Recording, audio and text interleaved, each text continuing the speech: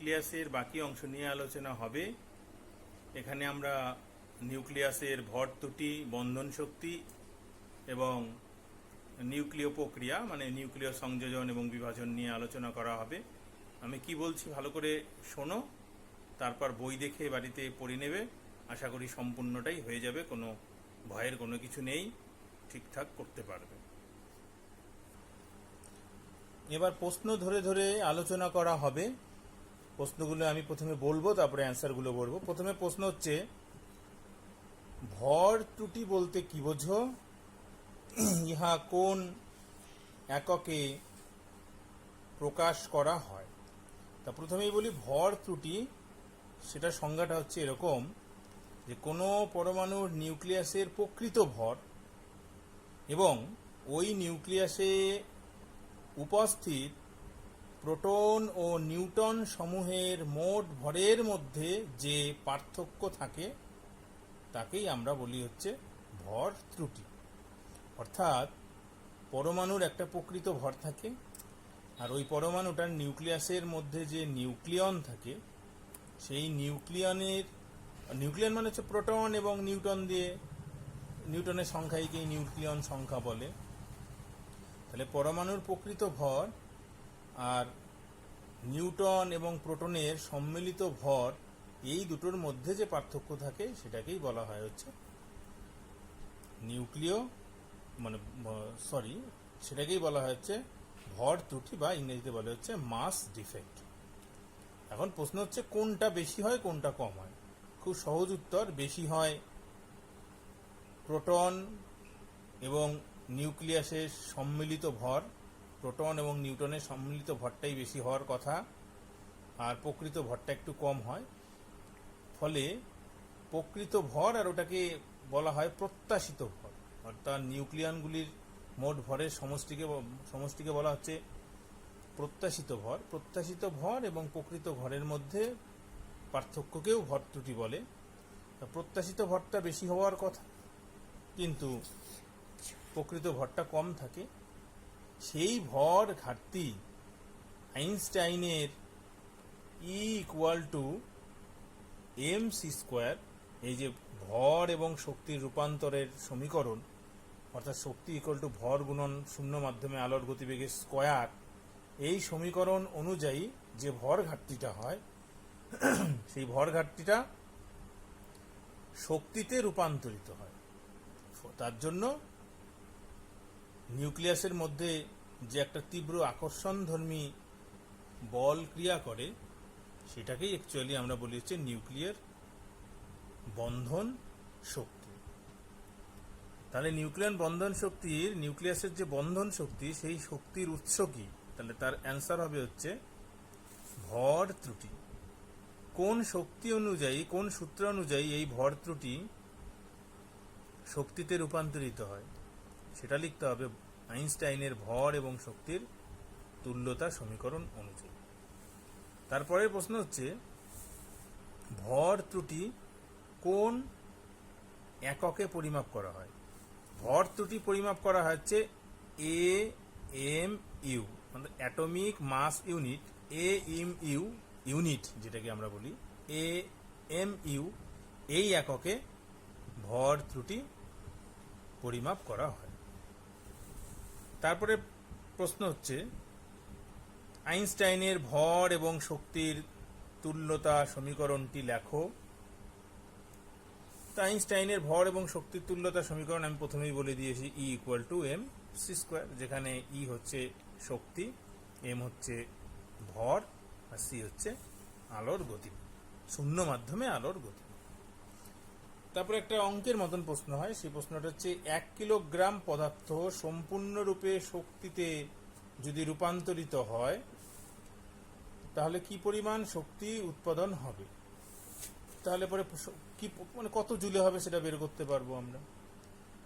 তাহলে পরে আমরা পরিমাণটা দেখি। তাহলে ভর পরিমাণ কত? ভরের পরিমাণ বলে দেওয়া হলো হচ্ছে 1 কিলোগ্রাম। শূন্য মাধ্যমে আলোর গতিবেগ আমরা জানি হচ্ছে 3 × 10⁸ মিটার পার সেকেন্ড। এনার্জিটা কত, কি পরিমাণ শক্তি উৎপাদন হবে সেটা বের করতে হবে। তাহলে বসিয়ে দেই E equal to MC square. তাহলে E হচ্ছে 1, C হচ্ছে 3 ইন্টু 10⁸ তার হোল স্কোয়ার। তাহলে এটা হয়ে গেল 9 ইন্টু 10⁻16 এত জুল। যেহেতু আমরা ভরটাকে কেজি এককে নিয়েছি, এটা নিয়েছি গতিবেগটাকে মিটার পার সেকেন্ড এককে অর্থাৎ এসআই এককে নিয়েছি, ফলে উৎপন্ন শক্তির পরিমাণ জুল এককে হবে। এবং এটাকে মেগা ইলেকট্রন ভোল্ট এককেও বের করা যাবে। তো এই জুল এককে বের করে রাখবে, এতে কোনো অসুবিধা হবার কথা না।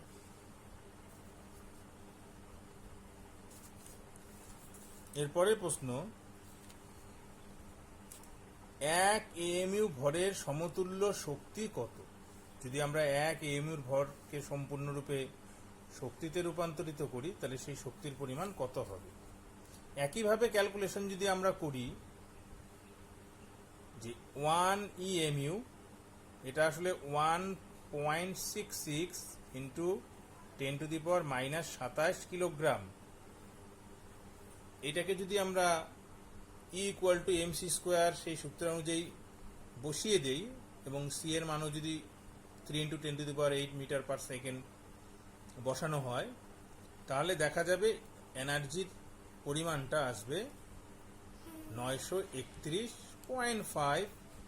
এটা মেগা ইলেকট্রন ভোল্টে করি, মেগা ইলেকট্রন ভোল্ট অর্থাৎ এমইভি, 931.5 মেগা ইলেকট্রন ভোল্ট। কেউ 931 লিখলে সেটাও হবে।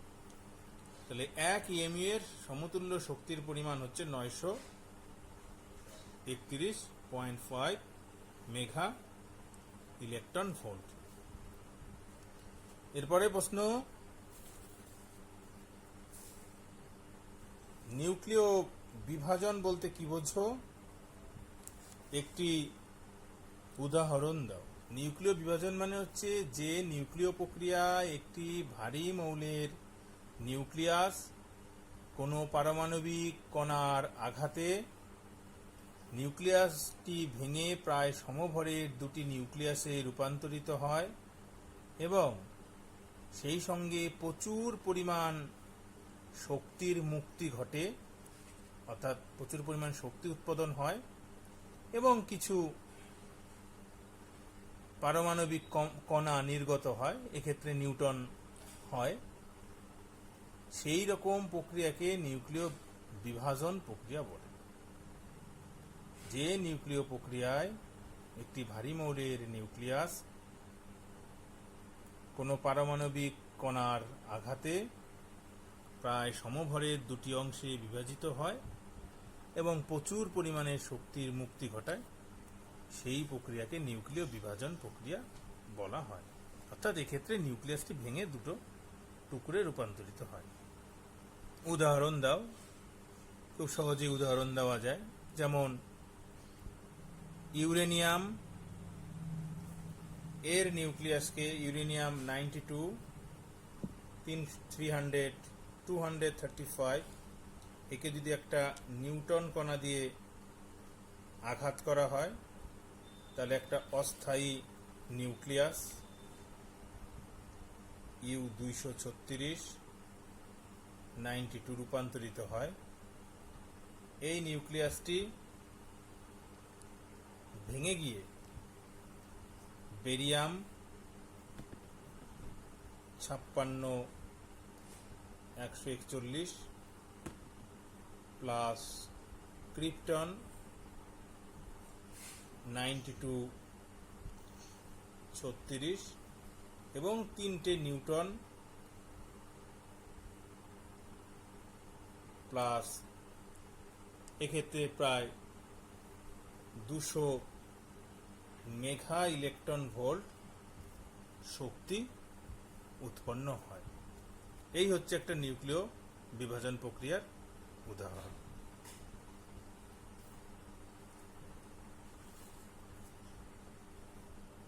নিউক্লিয় বিভাজন প্রক্রিয়ার গুরুত্ব কি? আমরা বলবো নিউক্লিয় বিভাজন প্রক্রিয়ায় যে তাপ শক্তি উৎপাদন হয়, সেই শক্তিটাকে কাজে লাগিয়ে আমরা বিদ্যুৎ শক্তি উৎপাদন করতে পারি, যেটা নিউক্লিয় রিঅ্যাক্টর বা পরমাণু চুল্লিতে করা হয়। তাহলে নিউক্লিয় রিঅ্যাক্টরে আমরা নিয়ন্ত্রিত নিউক্লিয় বিভাজন ঘটিয়ে ওখান থেকে শক্তি উৎপাদন করতে পারি, অর্থাৎ শক্তির চাহিদা মেটাতে পারি। এটা হচ্ছে নিউক্লিয় বিভাজন প্রক্রিয়ার গুরুত্ব। এবং আরো হয়, নিউক্লিয় বিভাজন প্রক্রিয়ার ফলে যে উপজাত পদার্থগুলি উৎপাদন হয়, সেই পদার্থগুলি বিভিন্ন রকমের গবেষণার কাজে ব্যবহার করা হয় এবং চিকিৎসা বিজ্ঞানের কাজেও ব্যবহার করা হয়। এবার প্রশ্ন হচ্ছে, শৃঙ্খল বিক্রিয়া বলতে কি বোঝো? আমি যে সমীকরণটা লিখেছিলাম, এখানে তিনটে, একটা ইউরেনিয়ামের নিউক্লিয়াস নিউট্রন কণার আঘাতে অস্থায়ী হলো বেরিয়াম, ক্রিপ্টন, এবং তিনটে নিউট্রন কণা উৎপাদন হলো। এই তিনটে নিউট্রন কণা পুনরায় আবার তিনটে নতুন ইউরেনিয়ামের নিউক্লিয়াসকে বিভাজিত করে বেরিয়াম এবং ক্রিপ্টনে রূপান্তরিত করবে। পরবর্তী পর্যায়ে ওই তিনটে নিউট্রন আবার তিনটে তিনটে করে নতুন নিউট্রন তৈরি করবে, অর্থাৎ 9টা নিউট্রন পাওয়া যাবে, 3 তিরিক্ষে 9। তাহলে 9টা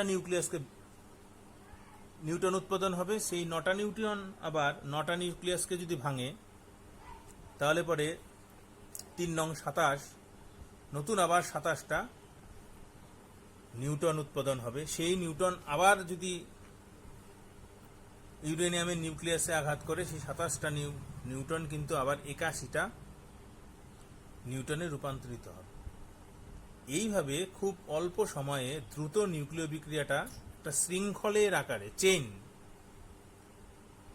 শৃঙ্খলের আকারে, একটা শ্রেণীর আকারে ছড়িয়ে পড়বে। ফলে প্রচুর পরিমাণ শক্তির উৎপাদন হবে। এই রকম বিক্রিয়াকেই বলা হচ্ছে শৃঙ্খল বিক্রিয়া। ইহা দুই প্রকার, একটা হচ্ছে নিয়ন্ত্রিত শৃঙ্খল বিক্রিয়া আর একটা হচ্ছে অনিয়ন্ত্রিত শৃঙ্খল বিক্রিয়া। নিয়ন্ত্রিত শৃঙ্খল বিক্রিয়া হচ্ছে যে শৃঙ্খল বিক্রিয়াকে আমরা নিয়ন্ত্রণ করতে পারি, যেটা পরমাণু চুল্লিতে ব্যবহার করা হয় বা নিউক্লিয় রিঅ্যাক্টরে ব্যবহার করা হয়। আর অনিয়ন্ত্রিত বিক্রিয়া যেটা পরমাণু বোমার ক্ষেত্রে ব্যবহার করা হয়। তারপরে প্রশ্ন হচ্ছে, নিউক্লিয় চুল্লি কি? নিউক্লিয় চুল্লি হচ্ছে যে যন্ত্রে নিয়ন্ত্রিত নিউক্লিয় বিভাজন ঘটিয়ে শক্তি উৎপাদন করা হয়। এক্ষেত্রে তাপ শক্তি উৎপাদন হয়, সেই তাপ শক্তিতে পরবর্তীতে বিদ্যুৎ শক্তিতে রূপান্তরিত করা হয়। সেই যন্ত্রটাকেই বলা হচ্ছে নিউক্লিয় রিঅ্যাক্টর বা পরমাণু চুল্লি। তারপরে প্রশ্ন আসে, ইহাতে মডারেটর হিসেবে কি ব্যবহার করা হয়? মডারেটর মানে হচ্ছে যে নিউট্রনগুলো উৎপাদন হয়, বিভাজনের সঙ্গে সঙ্গে তো প্রতি স্টেপে 3টে করে, একটা পরমাণুর জন্য 3টে করে নিউট্রন উৎপাদন হয়। সেই নিউট্রনগুলোর বেগগুলো কমানোর জন্য, কারণ বেশি বেগে নিউট্রন থাকলে সেগুলোর সাহায্যে বিক্রিয়া কিন্তু ঘটবে না, নিউক্লিয় বিক্রিয়াটা হবে না। সেক্ষেত্রে নিউট্রনের গতিটাকে কমানোর জন্য মডারেটর হিসাবে ভারী জল, অর্থাৎ ডয়টেরিয়াম অক্সাইড এবং গ্রাফাইট ব্যবহার করা হয়। গ্রাফাইটও ব্যবহার করা হয়, আবার ভারী জলও ব্যবহার করা হয়, ডয়টেরিয়াম অক্সাইডও ব্যবহার করা হয়। নিউক্লিয় চুল্লির ব্যবহার লেখো। নিউক্লিয় চুল্লির ব্যবহার হচ্ছে যে শক্তি উৎপাদন করে শক্তির চাহিদা, সেই শক্তিকে বিদ্যুৎ শক্তিতে রূপান্তরিত করে শক্তির চাহিদা পূরণ করা যায়। 2 নাম্বার, উপজাত হিসাবে যে পদার্থগুলো বের হয়, সেখানেও তেজস্ক্রিয় কিছু পদার্থ পাওয়া যায়, সেগুলো বিভিন্ন বৈজ্ঞানিক গবেষণার কাজে, চিকিৎসা কাজে ব্যবহার করা হয়। এরপর হচ্ছে পারমাণবিক বোমার যে ক্ষতিকর এফেক্ট, সেটার উদাহরণ পরীক্ষার সময় অনেক সময় শর্ট কোশ্চেনে চায়। কিরকম প্রশ্নটা হয় যে হিরোশিমা এবং নাগাসাকিতে কি ধরনের বোমা ফেলা হয়েছিল, তাহলে আমরা বলবো পারমাণবিক বোমা ফেলা হয়েছিল, অর্থাৎ নিউক্লিয় বিভাজন প্রক্রিয়ার সাহায্যে সংঘটিত হয় এরকম পারমাণবিক বোমা ফেলা হয়েছিল। হিরোশিমাতে 6ই আগস্ট 1945 ফেলা হয়েছিল, সেটার নাম ছিল লিটল বয়। আর নাগাসাকিতে 9ই আগস্ট, তার 3 দিন পর যে বোমটা ফেলা হয়েছিল সেটা ছিল হচ্ছে ফ্যাটম্যান। তা প্রথমটা যেটা ফেলানো হয়েছিল সেটা ইউরেনিয়ামের নিউক্লিয়াসের উপরে বেস করেই ফেলানো হয়েছিল 9-235, আর ফ্যাটম্যান তৈরি হয়েছে প্লুটোনিয়াম দিয়ে 239-94। এই বোম দুটো, পারমাণবিক বোম দুটো ফেলানো হয়েছে। নিউক্লিয় রিয়াক্টরের দুটি দুর্ঘটনার উল্লেখ করো, এটাও পরীক্ষার সময় অনেক সময় পরীক্ষায় চেয়ে বসে যে পরমাণু চুল্লি যে ব্যবহার করে শক্তি উৎপাদন করি, এর কি দুর্ঘটনা হয় না? নিশ্চয়ই হয়। 1986 সালে ইউক্রেনের চেরনোবিলে হয়েছিল, পরমাণু রিয়াক্টর বিস্ফোরণ হয়, সেখানে তেজস্ক্রিয় অনেক পদার্থ চারিদিকে ছড়িয়ে পড়ে, কিছু লোকের প্রাণহানিরও খবর হয় এবং ওখান থেকে লোকজনকে, ওই অঞ্চল থেকে লোকজনকে সরিয়ে দেওয়া হয়েছিল। তাহলে এটা একটা নিউক্লিয় রিয়াক্টরের দুর্ঘটনার উদাহরণ, চেরনোবিলের ঘটনা। 2 নম্বর বলবো 2011 সালে জাপানের ফুকুশিমায় সমুদ্রের কাছেই, মানে সমুদ্রের উপকূলে যে নিউক্লিয় রিয়াক্টর ছিল তার মধ্যে 3টে নিউক্লিয় রিয়াক্টর ফাটল দেখা যায়, কিছু তেজস্ক্রিয় পদার্থ সমুদ্রের জলের সঙ্গে মিশে যায়, জলকে বিষাক্ত করে তোলে, কিন্তু এক্ষেত্রে কোনো প্রাণহানির খবর পাওয়া যায়নি। তাহলে জাপানের ফুকুশিমাতে যে পারমাণবিক দুর্ঘটনা হয়, নিউক্লিয় রিয়াক্টরের দুর্ঘটনা হয়, সেটা 2 নম্বর উদাহরণ আমরা বলবো। এরপরে প্রশ্ন হচ্ছে নিউক্লিয় সংযোজন বলতে কি বোঝো? নিউক্লিয় বিভাজনের বিপরীত প্রক্রিয়া হচ্ছে নিউক্লিয় সংযোজন, অর্থাৎ হালকা মৌলের নিউক্লিয়াস পরস্পরের সঙ্গে যুক্ত হয়ে ভারী মৌলের নিউক্লিয়াস গঠন করা, সেটাই হচ্ছে নিউক্লিয় সংযোজন। এবং এক্ষেত্রে সংযোজন করতে গেলে প্রচুর পরিমাণ তাপের প্রয়োজন হয়।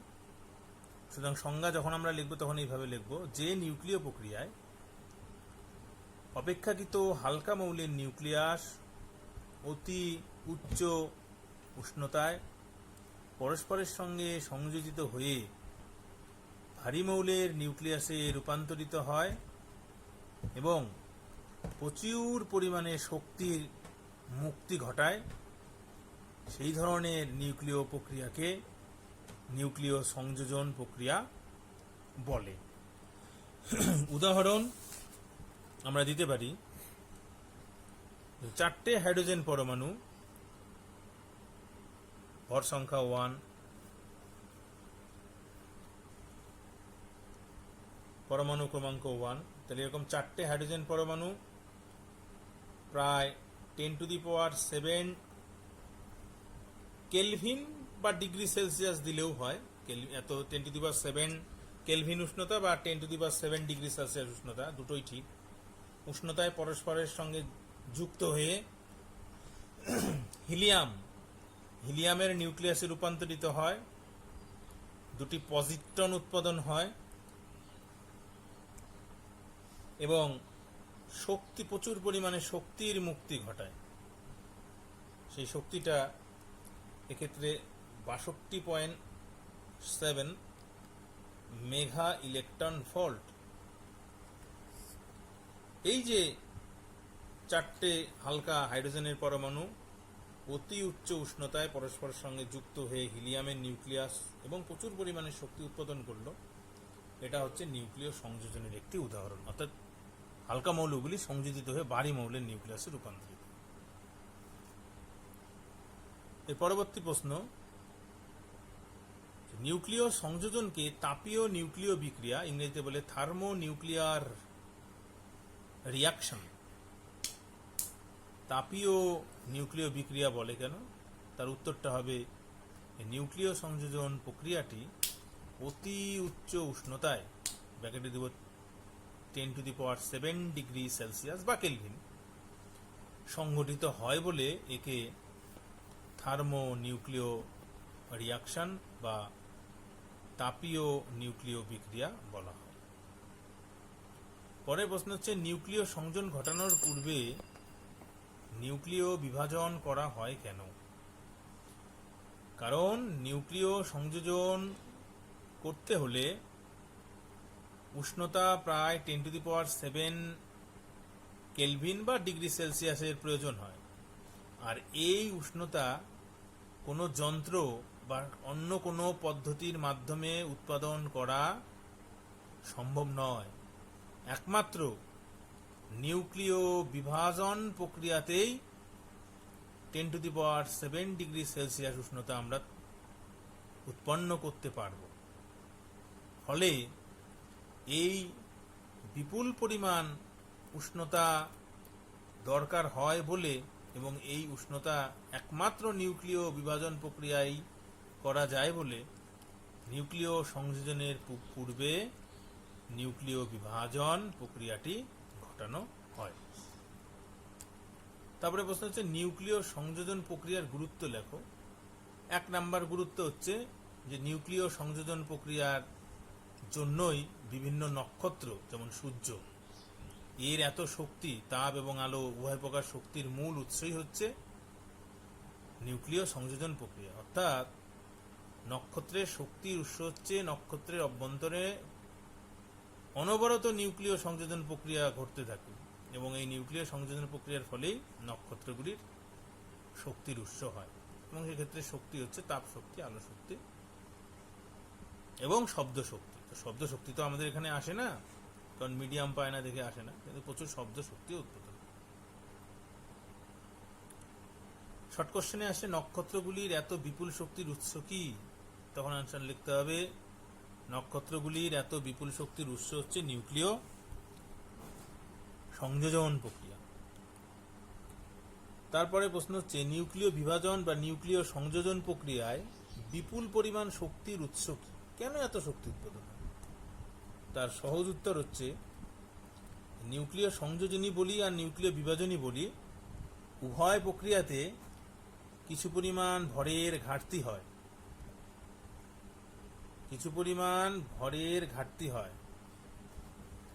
এই ভর ঘাটতি পূর্বেই আমি বলেছি, আইনস্টাইনের E=mc², ভর শক্তির তুল্যতা সমীকরণ অনুযায়ী এই ভর ঘাটতিটা শক্তিতে রূপান্তরিত হয়, ফলে এই বিপুল পরিমাণ শক্তির উৎপন্ন হয়। পরের প্রশ্ন হচ্ছে, নিউক্লিয় বিভাজন এবং নিউক্লিয় সংযোজনের পার্থক্য লেখো। তো জিনিস দুটো বোঝা থাকলে পার্থক্য 2-3টে লেখা কোনো অসুবিধাই নেই। তাও আমি বলে দিচ্ছি, নিউক্লিয় বিভাজন কাকে বলে? যে ক্ষেত্রে ভারী মৌলের নিউক্লিয়াস কোনো পারমাণবিক কণা, যেমন নিউটন এর আঘাতে প্রায় সমভরের দুটি নতুন নিউক্লিয়াসে রূপান্তরিত হয় এবং প্রচুর পরিমাণে শক্তির মুক্তি ঘটে, তাকে নিউক্লিয় বিভাজন প্রক্রিয়া বলে। আর ওটায় নিউক্লিয় সংযোজনে লিখব যে নিউক্লিয় প্রক্রিয়ায় হালকা মৌলের নিউক্লিয়াস অতি উচ্চ উষ্ণতায় পরস্পরের সঙ্গে যুক্ত হয়ে ভারী মৌলের নিউক্লিয়াসে রূপান্তরিত হয় এবং প্রচুর তাপ শক্তি উৎপাদন হয়, সেখানে নিউক্লিয় সংযোজন প্রক্রিয়া বলে। 2 নম্বরে বলবো যে এক্ষেত্রে, অর্থাৎ নিউক্লিয় বিভাজনের ক্ষেত্রে উৎপন্ন শক্তির পরিমাণ কম হয়, আর নিউক্লিয় সংযোজনে উৎপন্ন শক্তির পরিমাণ প্রায় 8 গুণ বেশি পরিমাণ শক্তি উৎপাদন হয়। আর এটাতে আমরা লিখব যে পারমাণবিক চুল্লিতে এই প্রক্রিয়া ব্যবহার করে শক্তির ঘাটতি মেটানো যায়। আর ওটাই লিখব, সরাসরি আমরা এর থেকে শক্তি উৎপাদন করতে পারি না, কিন্তু নক্ষত্রগুলির শক্তির উৎস হিসাবে এই প্রক্রিয়াটি কাজ করে থাকে। 4 নম্বরে এটাও বলতে পারি নিউক্লিয় বিভাজনে কোনো উষ্ণতার প্রয়োজন হয় না, কিন্তু নিউক্লিয় সংযোজনে প্রায় 10⁷ ডিগ্রি সেলসিয়াস উষ্ণতার প্রয়োজন হয়। আর একটা শর্ট প্রশ্ন হচ্ছে বেকারেল রশ্মি কি, তেজস্ক্রিয় রশ্মি কি, এটা বাদ ছিল বলতে ভুলে গেছিলাম বলে আবার বলছি। বেকারেল রশ্মি মানে তেজস্ক্রিয় রশ্মিকে বেকারেল রশ্মি বলে।